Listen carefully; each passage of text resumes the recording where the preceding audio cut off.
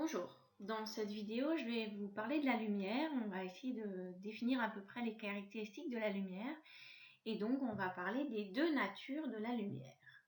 Alors qu'est-ce que vous savez déjà sur la lumière, puisque vous savez déjà un certain nombre de choses sur la lumière depuis la classe de seconde.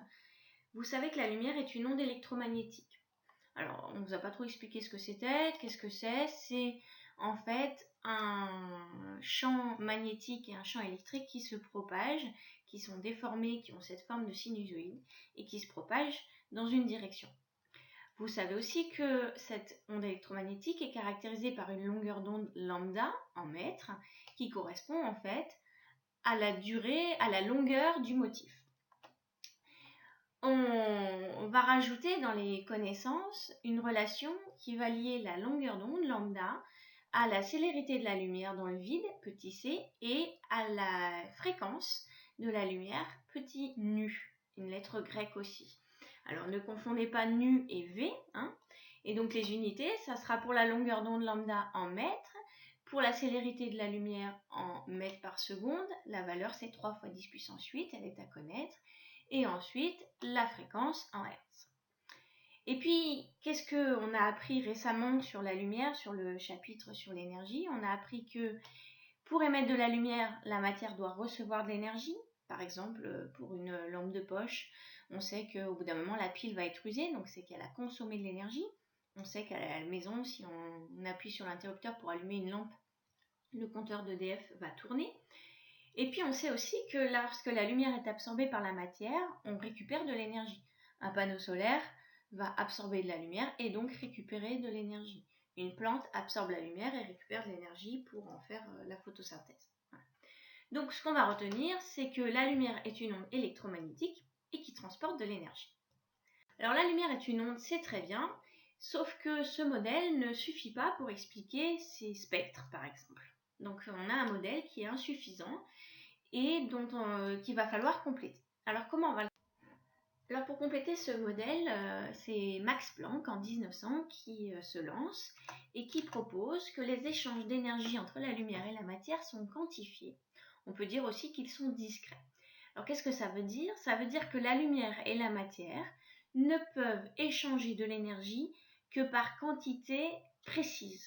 On ne peut pas échanger n'importe quelle quantité d'énergie. On va avoir des taux d'énergie, des grains d'énergie qu'on va pouvoir échanger, mais on ne peut pas échanger un nombre quelconque en énergie. Alors, pour ça, il va introduire une constante qui sera la constante de Planck, qui vaut H, 6,63 10-34 joules seconde. Cette constante n'est pas à apprendre par cœur, on vous la redonnera à chaque fois dans les énoncés. Alors, qu'est-ce que c'est que cette monnaie d'échange? On a dit donc il y a une monnaie d'échange puisque ça se fait par quantification, donc par petits grains d'énergie. Cette monnaie d'échange, il l'appelle le quantum d'énergie et il dit que son énergie vaut H nu. Donc H sa constante et nu la fréquence de l'énergie de l'onde. D'accord? Alors, on dit un quantum, deux quanta, d'accord? Donc il faut faire un petit peu attention à ce mot-là. Et donc cette monnaie d'échange, il l'appelle le quantum d'énergie. Alors, son modèle n'est pas tout à fait complet, et donc il est complété par Albert Einstein en 1905. Albert Einstein, en fait, il développe les choses et il dit que la lumière elle-même est quantifiée et que cette quantification, ça va être un ensemble de photons. Qu'est-ce qu'il dit sur le photon? Il dit que c'est une particule qui est toujours en mouvement à la vitesse c, que cette particule a une masse nulle et une charge électrique nulle, et donc elle transporte de l'énergie. Et donc ce photon, il a une énergie qui va être la même que celle d'un quantum d'énergie, donc ça déjà, ça va un petit peu simplifier les choses. Et on va poser donc que cette énergie du photon, ça va être égal à H fois nu, donc la constante de Planck fois la fréquence, et c'est donc égal à H fois C sur lambda, si on reprend la première égalité que je vous ai montrée dans la première diapo.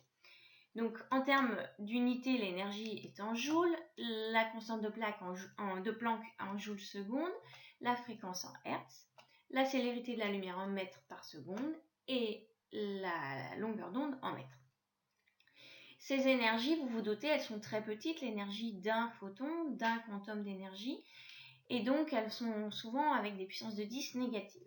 Pour simplifier un petit peu, on ajoute une nouvelle unité, on introduit l'électron-volt, et un électron-volt, ça sera 1,602 fois 10-19 joules. Donc régulièrement, il faudra bien penser à faire les conversions entre les électronvolts et les joules. Pareil, cette valeur d'électronvolt, elle n'est pas à apprendre par cœur, elle sera donnée dans les exercices. Donc, si je résume, la lumière, on a dit, c'est une onde électromagnétique qui transporte de l'énergie. Et je rajoute aussi, elle est aussi de nature corpusculaire, c'est-à-dire qu'elle est composée de corpuscules qui s'appellent les photons et qui ont une énergie E égale H fois nu égale H fois C sur lambda. Alors, on va compléter encore un petit peu le modèle de Niels Bohr. Donc, ce modèle de Niels Bohr dit quoi? En 1913, il dit « Les niveaux d'énergie dans un atome sont quantifiés eux aussi ». Ça veut dire quoi? Ça veut dire que pour le moment, les atomes, on sait qu'ils ont des couches d'énergie, K, L, M, et bien que ces couches d'énergie ont une énergie bien précise qui ne peut pas être n'importe laquelle. Donc, ils sont quantifiés. Comment il traduit ça? Il traduit avec un diagramme d'énergie. Donc, il trace un axe avec l'énergie en électronvolts, donc cette nouvelle unité que je vous ai présentée juste avant. Et puis, il représente les différents niveaux d'énergie qui ont donc des valeurs très particulières qui sont quantifiées. Le niveau le plus bas sera appelé le niveau fondamental parce que c'est l'énergie la plus petite, donc c'est l'énergie, le niveau le plus stable. Donc les électrons, quand ils sont stables, ils sont à ce niveau-là. Cette énergie-là n'est pas forcément prise égale à 0, elle peut être prise négative dans certains exercices. Et puis cet électron qu'on va mettre sur le niveau fondamental peut gagner en énergie pour une raison quelconque et donc passer dans les niveaux qu'on va appeler les niveaux excités. Alors, on va décrire un petit peu ce qui peut se passer. Qu'est-ce qui se passe quand un atome reçoit de l'énergie? On a donc le diagramme d'énergie. Je mets un électron sur le niveau fondamental. Lorsque cet électron reçoit de l'énergie, la plupart du temps, il ne va rien se passer.